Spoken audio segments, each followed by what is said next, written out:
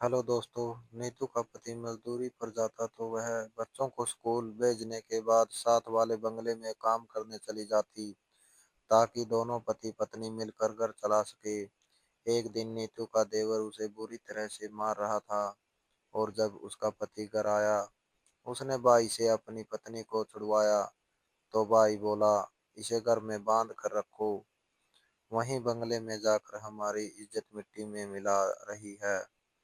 तो उसके पति ने भी उसे बहुत मारा और अगले दिन जब उठा तो नीतू घर पर नहीं थी।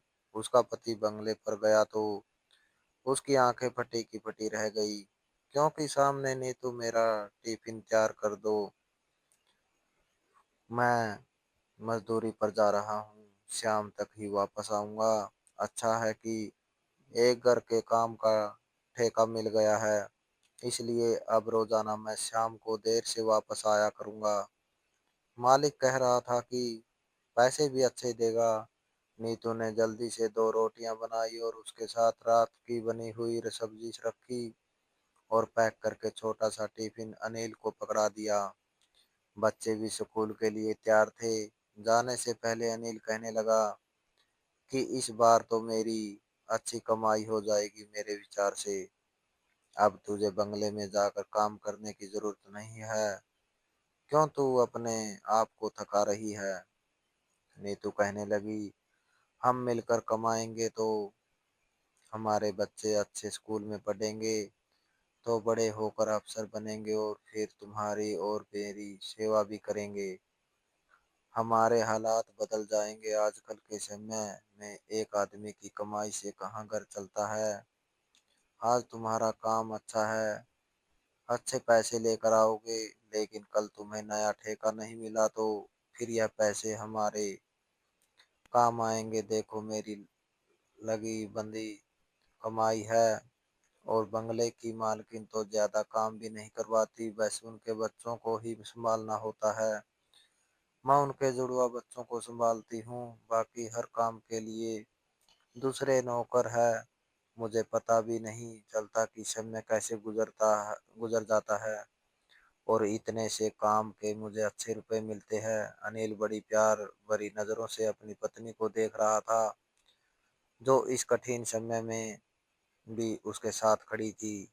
रात को अनिल 8:30-9 बजे तक वापस आया था। पूरा दिन थका हुआ था। देखा तो बच्चे खाना खाकर पढ़ाई कर रहे थे। नीतू चारपाइयों पर बिस्तर बिछाकर बच्चों से कह रही थी कि चलो सो जाओ, सुबह तुम लोगों को का स्कूल है।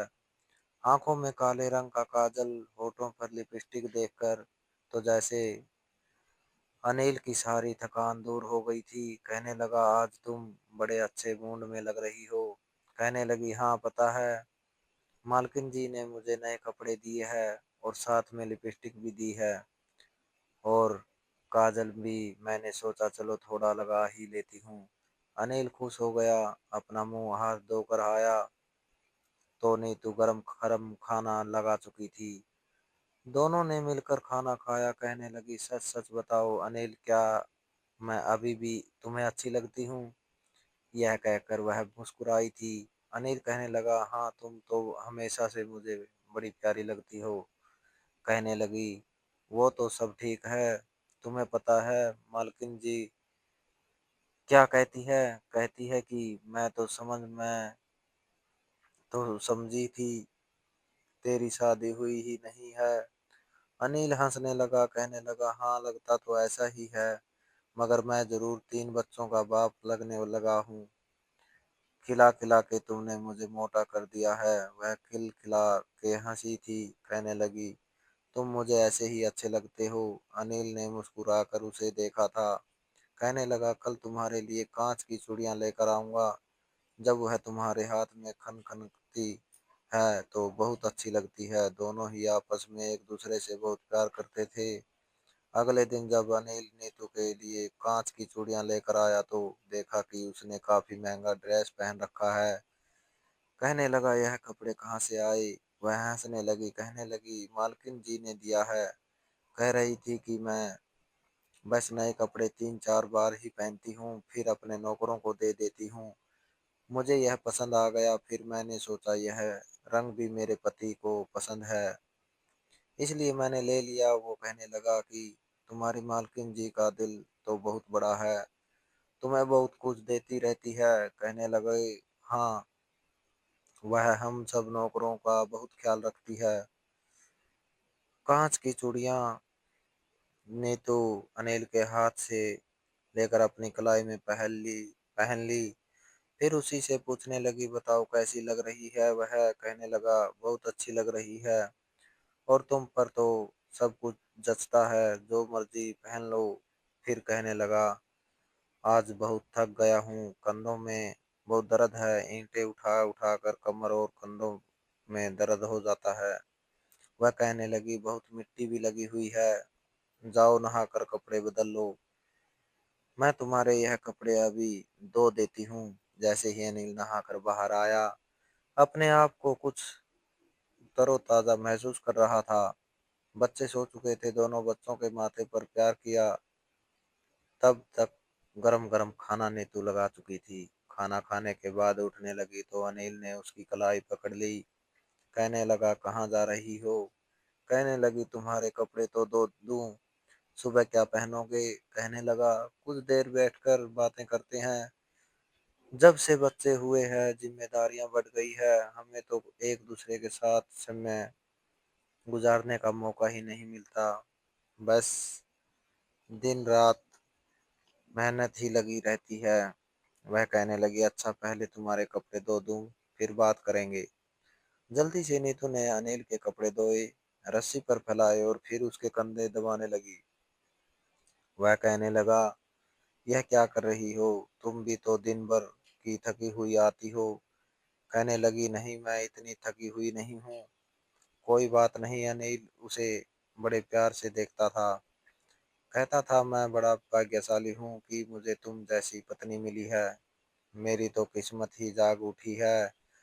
सुबह सुबह जब बच्चे अपने स्कूल चले गए और अनिल भी मजदूरी पर जाने लगा तो उसका छोटा भाई घर आ गया। बार बार नीतू को देख रहा था। उसके हाथ में पहनी चूड़ियां देखकर उसके देवर विक्रम के माथे पर बल पड़े। उस समय अनिल पराठा खा रहा था। कहने लगा, एक कप चाय विक्रम के लिए भी बना दो। वो कहने लगा, नहीं, मुझे कुछ नहीं पीना, मुझे बस तुमसे कुछ जरूरी बात करनी है।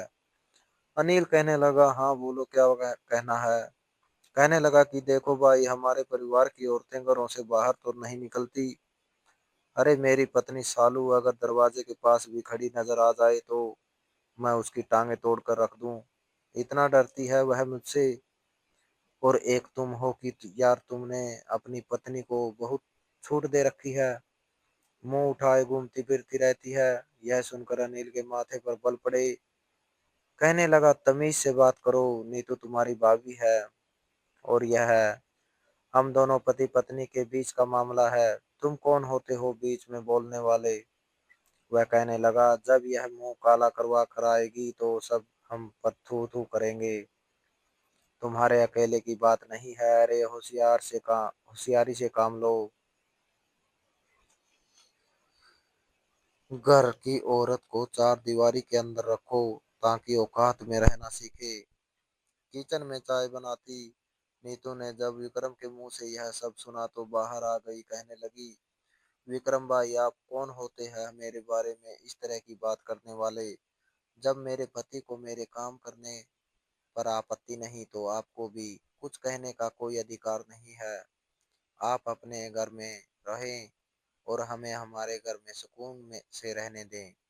पता नहीं आपके इस दिमाग में हर समय कोई ना कोई उल्टी सीधी बात ही चला करती है। वह कहने लगा, ए चुप कर, मैं यहाँ पर अपने भाई से बात करने आया हूँ। विक्रम बहुत ही बदतमीज था, उसे किसी का भी लिहाज नहीं था। अनिल कहने लगा, अब तो कर ली बात, चलो उठो और अपने घर जाओ, और खबरदार, जो दोबारा तुमने मेरी पत्नी के बारे में कोई गलत बात कही, मैं तुम्हारा मुंह तोड़ दो कर रख दूंगा। विक्रम कहने लगा, मैं बिरादरी के बड़े बूढ़ों को इकट्ठा करूंगा, सबके सामने बात होगी और जो बड़े बूढ़े कहेंगे तुम्हें वही करना पड़ेगा। अपनी आवारा औरत को संभाल कर रखो। वह यह कहकर उठकर चला गया। नीतू कहने लगी, सुन रहे हो अपने भाई की बातें? वह तो अपनी पत्नी के साथ भी जानवरों वाला व्यवहार करता है, मारता पीटता है, पत्नी पर हाथ उठाने में भी इसे शर्म नहीं आती, और चला मुझ पर आरोप लगाने। अरे मुझे पता है, हम दोनों के बीच का प्यार देखकर यह हमसे जलता है। अनिल कहने लगा, तुम्हें चिंता करने की जरूरत नहीं है, अभी मैं हूँ, मैं सबको जवाब दे दूंगा, तुम बस खुश रहा करो। अनिल की बात सुनकर नीतू मुस्कुराने लगी, कहने लगी, मुझे तो इस बात पर गर्व है कि मेरे पति तुम हो, और तुम्हारी सोच तुम्हारी बिरादरी वालों की तरह छोटी सोच रखने वाले मर्दों जैसी नहीं है। मैं अपने आप को बहुत भाग्यशाली समझती हूँ। अनिल अपने काम पर चला गया था और नीतू अपने काम पर। आज जब वह घर आया तो बच्चों के लिए बाजार से ही खाना लेकर आया था। सबने मिलकर ढाबे का खाना खुशी खुशी खाया था, और उसके बाद बच्चे सो गए तो अनिल कहने लगा कि मुझे आज मेरे मालिक ने एक्स्ट्रा पैसे दिए थे, इसलिए मैं ढाबे से खाना ले आया। चलो आओ, आज तुम्हें आइसक्रीम खिलाने ले चलता हूँ। वह कहने लगी, नहीं, अगर एक्स्ट्रा पैसे मिल गए हैं तो उन्हें जमा करो, हमारे काम आएंगे। वह कहने लगा, कोई बात नहीं, आइसक्रीम कौन सी महंगी आएगी। अपनी साइकिल पर ही अब उसने नीतू को बिठाया और आइसक्रीम खाने के लिए चले गए। दुकान के बाहर बैठे हंस रहे थे, आइसक्रीम खा रहे थे, जब कुछ आवारा लड़के उनके पास से गुजरते हुए मजाक उड़ाने लगे। कहने लगे, किस्मत भी क्या चीज होती है, खोर के बगल में लंगूर वाली बात है। पत्नी इतनी सुंदर और आदमी को देखो, डोल लग रहा है, डोल। यह सुनकर अनिल को बहुत गुस्सा आया था। वह कहने लगा, है बदतमीज, रुक, तुझे अभी बताता हूँ। तीनों लड़के उन पर हंसते हुए भाग गए। नीतू ने अनिल का हाथ पकड़ा, कहने लगी, जो बोलते हैं बोलने दो, लोग तो होते ही है बदतमीज। लेकिन अनिल का दिल जैसे बुझता गया था। घर आकर वह एक नजर नीतू को देखने लगा, जो दुबली पतली थी, सुंदर भी बहुत थी, और फिर खुद को देखने लगा। पेट निकला हुआ था, कहीं से भी वह उसके साथ खड़ा जचता नहीं था। सच में पेटल लगता था। अनिल का काम पूरा हो चुका था और उसे पैसे भी अच्छे खासे मिले थे। अभी तभी उसके चाचा ने उसे कहा कि वह उनसे मिलने उनके घर पर जाए। अनिल अपने चाचा से मिलने गया तो वहाँ पर विक्रम पहले से बैठा था और साथ में बिरादरी के बड़े बूढ़े भी थे। अनिल के माता पिता का स्वर्गवास हो चुका था, लेकिन वह अपने चाचा की बहुत इज्जत करता था। चाचा कहने लगे, तुमने क्या तमाशा लगा रखा है, तुमसे किसने कहा है कि घर की औरत को बाहर निकालो। वो कहने लगा कि मेरे हालात बीच में बहुत ज्यादा खराब हो गए थे, इसलिए मेरी पत्नी ने एक बंगले में नौकरी कर ली, जहां वह अपनी मालकिन के दो जुड़वा बच्चों को संभालती है। और यह कोई गलत काम भी नहीं कि मेरा सर शर्म से झुक जाए। हम दोनों मिलकर काम करते हैं और हमारे घर में खुशहाली भी आ रही है। मुझे नहीं लगता कि इसमें कोई गलत बात है। अनिल के चाचा कहने लगे कि तुम तो शायद बेशर्म हो गए हो। अरे अपनी पत्नी को किसी के घर में भेजते हो, हमें क्या पता कि वह वहां जाकर क्या क्या करती है। तुम्हारी पत्नी ने तो तुम्हें उल्लू बना के रखा है, इसलिए हम सब ने यह फैसला किया है कि तुम अपनी पत्नी से कोई काम नहीं करवाओगे। वह घर के काम करेगी, कोई नौकरी नहीं करेगी। यह सुनकर अनिल कहने लगा कि अच्छा ठीक है, मैं सोचूंगा कि मुझे क्या करना चाहिए। लेकिन बिरादरी वाले जोर देने लगे कि तुम अपनी पत्नी से कोई काम नहीं करवाओगे, बल्कि तुम जो रूखी सूखी कमाते हो, तुम्हारी पत्नी को उसी के अंदर गुजारा करना होगा। अलग से कमाने वाली औरतें मर्द की इज्जत नहीं करती है। अनिल कहने लगा, ऐसी बात नहीं है, वह तो मेरी वैसे ही इज्जत करती है जैसे पहले करती थी, और मेरी सेवा में भी कभी उसने कोई कमी नहीं की है। मेरी पत्नी बहुत अच्छी है, इसलिए आप लोगों को कोई अधिकार नहीं है कि उस पर शक करें या उसे शक भरी नज़रों से देखें। किसी के बोलने का भी अनिल पर कोई असर नहीं हुआ था। तब उसके चाचा ने सख्ती से मना किया कि अगर तुम नहीं माने तो हम तुमसे मिलना-जुलना तक छोड़ देंगे, कोई संबंध नहीं रखेंगे। घर आकर जब यह बात उसने नीतू को बताई तो नीतू कहने लगी, यह सारा झगड़ा विक्रम का डाला हुआ है। देखो जी, मैं ऐसे अचानक से नौकरी नहीं छोड़ सकती। मेरे बच्चे अच्छे स्कूल में पढ़ने लगे हैं और विक्रम से बस यह बात सहन नहीं हो रही थी, क्योंकि उसके बच्चे सरकारी स्कूल में पढ़ते हैं। वह क्यों बर्दाश्त करेगा कि मेरे बच्चे उसके बच्चों से अच्छा पढ़ जाए। आप नहीं जानते, वह है ही झगड़ालू, और मैं उन लोगों की बात पर नौकरी नहीं छोड़ूंगी। मुझे अच्छे खासे पैसे मिलते हैं और फिर मालकिन अपने नए नए कपड़े निकाल कर मुझे देती है। उस दिन भी विक्रम की पत्नी मेरे कपड़े देखकर बार बार पूछ रही थी कि कहाँ से लिए। जब मैंने उसे सच बताया तो खुश हो गई, कहने लगी कि काश मेरा पति भी मुझे ऐसी कोई अनुमति दे दे, तो मैं भी पैसे कमाने लगूंगी। बहुत सी जरूरतें होती है जो पूरी हो जाएगी। लेकिन नीतू ने कोई जवाब नहीं दिया था। एक बार जैसे ही वह बंगले से काम करके बाहर निकली, तेज बारिश शुरू हो गई। ऐसी तेज बारिश थी कि कुछ मिनट लगे सड़कें पानी से भर गई थी। वो बेचारी बहुत परेशान हो रही थी, उसके सारे कपड़े भीग चुके थे। सड़कों पर गाड़ियों का जाम था, समझ नहीं आ रही थी कि कहाँ सड़क है और कहाँ गटर का मुंह खुला हुआ है। उसको इतना परेशान देखकर जिस बंगले में वह काम करती थी, उसी मालकिन के पति ने उसके पास अपनी गाड़ी ले जाकर खड़ी कर दी। वह कहने लगी, नमस्ते मालिक। उसका मालिक कहने लगा, कहाँ जा रही हो।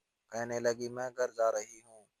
बारिश बहुत तेज होने लगी, समझ नहीं आ रहा कि कहाँ से जाऊं। वो कहने लगे, पीछे बैठ जाओ, मैं तुम्हें तुम्हारे घर छोड़ देता हूँ। बहुत तेज बारिश है, कहीं फंस जाओगी या फिर गिर जाओगी तो परेशानी होगी। नीतू चुपचाप गाड़ी की पिछली सीट का दरवाजा खोलकर बैठ गई। उसके मालिक ने उसे घर तक उतारा। वहीं से विक्रम गुजर रहा था। जब उसने मालिक की गाड़ी से नीतू को उतरते देखा तो जैसे ही वह घर के अंदर गई, वह भी घर में घुस गया। कहने लगा, कहाँ से आ रही हो तुम, हमारी इज्जत की अर्थी अर्थी उठाकर। वह कहने लगी, विक्रम भाई, मुंह संभाल के बात करो। इतनी तेज बारिश थी, मेरा मालिक मुझे यहाँ तक छोड़ने आ गया। वह कहने लगा, बेवकूफ, किसी और को बनाना। मालिक क्यों नहीं छोड़ने आते, हमें पता है कि मालिक क्यों छोड़ने आते हैं और क्या करने के बाद घर तक छोड़ कर जाते हैं। यह कहना था कि एक जोरदार थप्पड़ नीतू ने विक्रम के मुंह पर मारा। कहने लगी, जुबान संभाल के बात करो, मैं तुम्हारी पत्नी नहीं हूँ जो तुम्हारी बकवास सुनूंगी। नीतू के दोनों बच्चे स्कूल से आ चुके थे, वह भी भीगे हुए थे। विक्रम ने जब यह देखा कि नीतू ने उसको थप्पड़ मारा तो उसने उसको जोर से धक्का दिया, वह जमीन पर गिर गई। दोनों बच्चे कहने लगे कि चाचा, यह क्या कर रही हो। विक्रम के सर पर तो जैसे खून सवार था। उसने दोनों बच्चों को भी धक्का दिया और डंडा उठाकर नीतू को मारने लगा। चीखने चिल्लाने की आवाजें सुनाई दे रही थी, लेकिन कोई बचाने नहीं आया। बारिश के कारण अनिल भी जल्दी वापस आ गया, लेकिन जब उसने घर में घुसते ही विक्रम को देखा कि वह नीतू को मार रहा है तो उसे पीछे धक्का दिया। कहने लगा, यह क्या कर रहा है तू, तुझे शर्म नहीं आती अपनी भाभी पर हाथ उठाते हुए। वह कहने लगा, मुंह काला करके आई है अपने सेठ के साथ, आज वह इसे गाड़ी में छोड़कर गया है, तेरी इज्जत की धज्जियां उड़ा दी है। यह सुनकर तो अनिल का दिमाग घूम के रह गया। उसने ना आओ देखा ना ताऊ, उसने भी नीतू की एक नहीं सुनी और उसे मारकर बाहर निकाल दिया। कि जिसके साथ मुंह काला किया है जा तू भी उसी के पास चली जा, मेरे घर में तुम्हारे लिए कोई जगह नहीं है। नीतू रोने लगी, उससे कहने लगी, अनिल मेरी एक बार बात सुन लो। लेकिन किसी ने उसकी बात नहीं सुनी। तेज बरसती बारिश में वह बाहर खड़ी दरवाजा पीटती रही, लेकिन अनिल को लगा कि सच में उसकी पत्नी बदचलन है। रोते रोते वह तेज बरसती बारिश में लंगड़ाते हुए अपने मालिक के घर जा पहुंची। अनिल काफी देर बारिश में रोता रहा कि उसने अपनी पत्नी पर कितना विश्वास किया और उसकी पत्नी ने उसके साथ विश्वासघात किया। लेकिन जब गुस्सा ठंडा हुआ, बच्चे रोने लगे कि भूख लगी है, मम्मी को वापस लेकर आओ, तो मजबूरन उसके मालिक के घर गया। लेकिन सामने जो दृश्य देखा, उसके होश उड़कर रह गए थे, क्योंकि मालकिन रोती हुई नीतू से कह रही थी कि तुमने अपने पति का बहुत साथ दिया। मुझे पता है जब तुम यहाँ आई थी तुम्हारा पति बेरोजगार था और तुम मेरे घर का काम भी करती थी, मेरे बच्चे भी संभालती थी। आसान नहीं होता अपने बच्चों के अलावा दूसरों के बच्चों की गंद साफ करना, लेकिन तुमने किया। तुमने मेरे बच्चों को माँ की तरह पाला और तुम्हारे पति ने तुम्हें क्या फल दिया। उसे तो चाहिए था कि तुम्हारी बात सुनता। इस तूफानी बारिश में अगर तुम किसी गटर में गिर जाती, मर जाती, तो वह यही समझता कि तुम शायद भाग गई हो। ऐसे आदमी की खातिर तुम्हें क्या जरूरत थी इतनी मेहनत करने की। मैं तो तुमसे कहती थी कि इतनी मेहनत ना किया करो। जहाँ तुम्हारा पति 9 घंटे की ड्यूटी देता है, 12 घंटे की देगा तो दिमाग ठिकाने आ जाएगा। नीतू तुम्हें क्या मिला अपने पति का साथ देकर। बाहर खड़ा अनिल यह सुनकर शर्मिंदा सा होकर रह गया था। मालकिन कहने लगी, मुझे नहीं पता था कि तुम्हारी भलाई करने से तुम पर इतनी मुसीबत आ जाएगी। मेरे पति का बस यही दोष था कि तुम्हें घर का सदस्य ही समझते थे, इसलिए तुम्हें घर तक छोड़ दिया। लेकिन हमारा समाज एक पराये आदमी के साथ औरतें को देख ले तो गलत भी सोचता है। पता नहीं लोगों की नजरों को क्या हो गया है। तुम चाहो तो दिन रात मेरे घर में रह सकती हो। तभी अनिल अंदर आया। अनिल को देखकर नीतू की मालकिन का पारा हाई हुआ था। कहने लगी, तुम क्यों आए हो यहाँ? शर्म नहीं आई तुम्हें अपनी पत्नी पर ऐसा घटिया आरोप लगाते हुए, जो तुम्हारी खातिर दिन रात यहाँ पर मेहनत करती है और तुम्हारा घर भी संभालती रही। वह हाथ जोड़कर माफी मांगने लगा कि उस समय मेरा दिमाग काम नहीं कर रहा था। पता नहीं मैंने भाई की बात पर क्यों ये विश्वास कर लिया, लेकिन आगे से नहीं करूंगा। लेकिन उसकी मालकिन कहने लगी, कोई जरूरत नहीं है नीतू तुम्हें उसके साथ जाने की। लेकिन फिर भी वह अनिल से प्यार करती थी, उसके साथ वापस आ गई। अनिल हाथ जोड़कर माफी मांग रहा था, लेकिन अब वह चुप चुप सी हो गई थी। कहीं काम नहीं करती थी, घर पर रहती थी, लेकिन अनिल से पहले की तरह से हंसकर बात भी नहीं करती थी। जब भी वह कहता कि तुम पहले जैसी क्यों नहीं रही, तो कहने लगी, बस दिल जब एक बार टूट जाए तो फिर जुड़ नहीं सकता।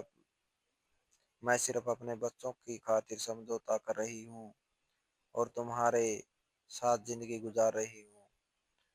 अनिल अपने किए पर बहुत पछताता था, लेकिन अब पछतावे से क्या होता जब चिड़िया चुग गई खेत।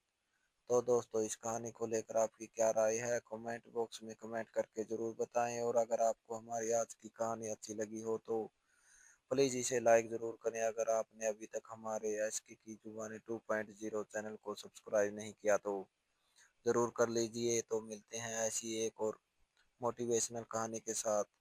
Thanks for watching.